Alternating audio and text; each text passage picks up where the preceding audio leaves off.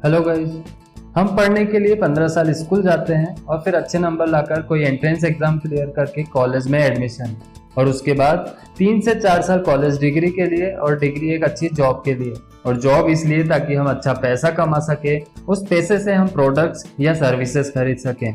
इन सब के लिए हम अपनी लाइफ के 22 साल लगा देते हैं, मतलब हमारी एवरेज उम्र के 32%। बट प्रॉब्लम ये नहीं है, प्रॉब्लम तो ये है कि इसके बाद भी हमें वो स्किल्स, वो समझ नहीं होती है जो एक अच्छी जॉब के लिए या सक्सेसफुल बनने के लिए जरूरी होती है।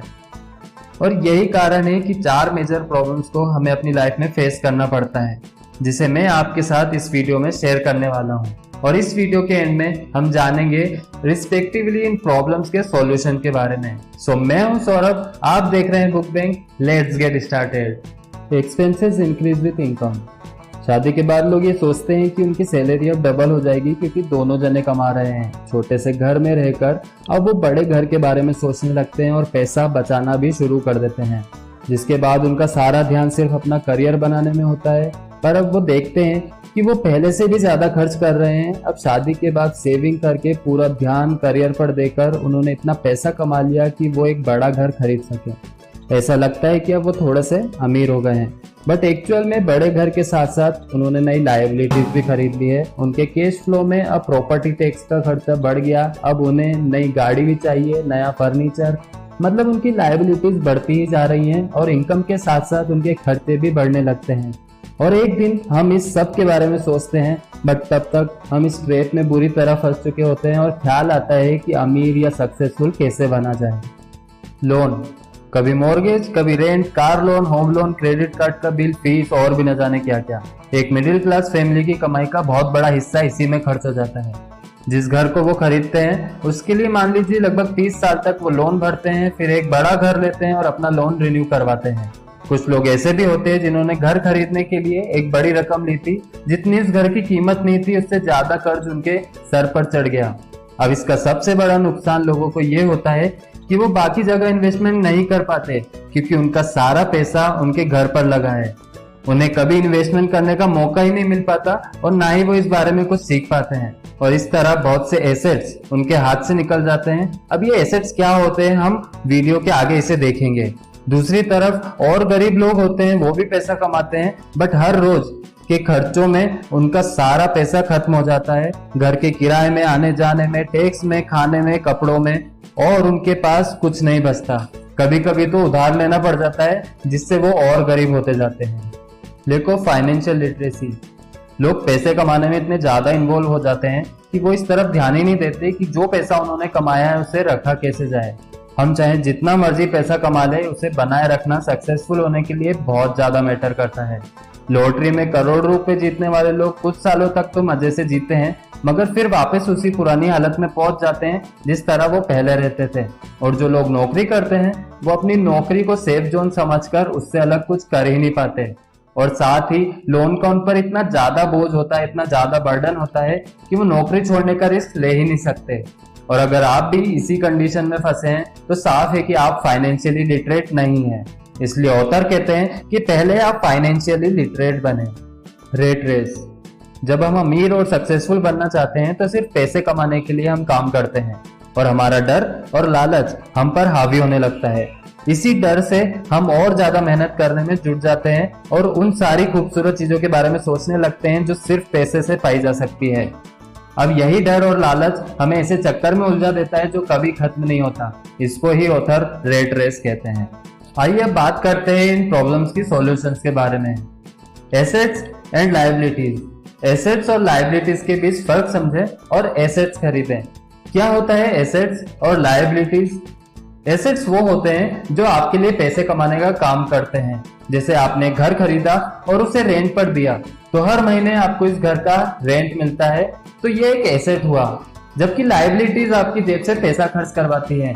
जैसे आपने एक घर खरीदा और पर्सनली उसे यूज किया, अब आपको हर महीने उसका electricity bill, gas bill, property tax, maintenance cost देना होगा। रिच लोगों और एक मिडिल क्लास पर्सन के बीच एक कॉमन डिफरेंस देखने को मिलता है। अमीर आदमी अपनी सैलरी रियल एस्टेट या फिर स्टॉक या बॉन्ड जैसी चीजें खरीदने में लगाता है, जिससे उसे रिटर्न मिलते हैं और उन रिटर्न से वो अपनी जरूरतें पूरी करता है। जबकि एक मिडिल क्लास आदमी अपनी सैलरी से ही TV, fridge, car, mobile etcetera जैसी चीजें खरीदता है, जिससे उसे कोई रिटर्न तो नहीं मिलते, बल्कि इन सब के मेंटेनेंस के लिए उसे अपनी सैलरी का कुछ % और गंवाना पड़ता है। अमीर और अमीर क्यों होते रहते हैं, मिडिल क्लास आगे क्यों नहीं बढ़ पाते, इसकी यही वजह है। अमीर एसेट्स खरीदते हैं जो उनका पैसा दुगना करता है, उस पैसे से उनके सारे खर्चे मजे में निपट जाते हैं। वहीं मिडिल क्लास महीने की 1 तारीख का वेट करते हैं जब उनकी सैलरी आए, और सारी सैलरी उन खर्चों को पूरा करने में ही खत्म हो जाती है। तो इन्वेस्टमेंट कहाँ से होगा? और सैलरी बढ़ती भी है तो उस पर टैक्स भी बढ़ जाता है, और उसी हिसाब से उनके खर्चे भी, और एंड में वही रेट रेस। इसलिए हमें एसेट्स खरीदने चाहिए, लायबिलिटीज नहीं। एसेट्स के कुछ example: mutual funds, stock and bonds, real estate. जबकि लायबिलिटीज जैसे कार, आपका घर एक्सेट्रा। ऑथर ये नहीं कह रहे कि आप एक नया घर ना लें या फिर लोन ना लें, वो कहना चाहते हैं कि आप जितने पैसे से एक नया घर लेंगे उतने पैसे आप किसी एसेट में इन्वेस्ट करें। आपका एसेट आपके लिए कमाई करेगा और कुछ ही समय बाद आपके पास इतना पैसा होगा कि आप आसानी से मनपसंद घर ले पाएंगे। फाइनेंशियली लिटरेट बने। हर इंसान का अपना इनकम स्टेटमेंट होता है, बैलेंस शीट होती है और कैश फ्लो होता है। इनकम स्टेटमेंट हमें बताता है कि हमने कितने पैसे कमाए हैं और कितने खर्च किए हैं, और सारे एक्सपेंसेस निकालने के बाद हमारे पास कितना पैसा बचा है। बैलेंस शीट हमें बताता है कि हमारे एसेट्स कौन कौन से हैं जहां से पैसा आ रहा है, और लायबिलिटीज कितनी है जहां हमें पैसा देना पड़ रहा है। आप सक्सेसफुल तभी बन पाएंगे जब आपके खर्च आपके एसेट्स की ग्रोथ से कम रहें। गाइज, ये अपने आप में एक बड़ा टॉपिक है। मैं कोशिश करूंगा कुछ बुक्स का रेफरेंस लेकर इसे अलग से एक वीडियो में कवर करूं, बट अभी के लिए हम ये जान लेते हैं कि फाइनेंशियली लिटरेट होना हमारे लिए इसलिए जरूरी है क्योंकि आपको अगर एक एम्पायर स्टेट बिल्डिंग खड़ी करनी है तो सबसे पहले आपको एक गहरा गड्ढा खोदना होगा और उसमें एक मजबूत नींव खड़ी करनी पड़ेगी। लेकिन आपको एक छोटा सा घर बनाना है तो एक 6 इंची कंक्रीट स्लैब डालकर भी आपका काम चल जाएगा। लेकिन हम में से ज्यादातर लोग 6 इंची स्लैब पर ही एक एम्पायर स्टेट बिल्डिंग खड़ी करना चाहते हैं। रेट रेस से बचिए और पैसे के पीछे मत भागिए, बल्कि कोशिश कीजिए कि अपनी स्किल्स और एसेट्स क्रिएट करें और पैसे को अपने पीछे भागने के लिए मजबूर कर दीजिए। अपने काम पर यह सोच के मत जाइए कि हर महीने आपको एक पेचेक लेना है, क्योंकि वो पेचेक आपके सारे बिल्स मुश्किल से ही भर पाता है। ओके, तो ये है वो 4 मेजर प्रॉब्लम जिसको लेकर हमें ऑनेस्टली सोचना चाहिए और इसके सॉल्यूशंस को अपनी लाइफ में अप्लाई करना चाहिए। ये सारी बातें मैंने आपको रिच डैड पुअर डैड से बताई हैं, जिसका लिंक आपको नीचे डिस्क्रिप्शन में मिल जाएगा। So this is the end of this video. I hope ये वीडियो आपके लिए हेल्पफुल रहा होगा।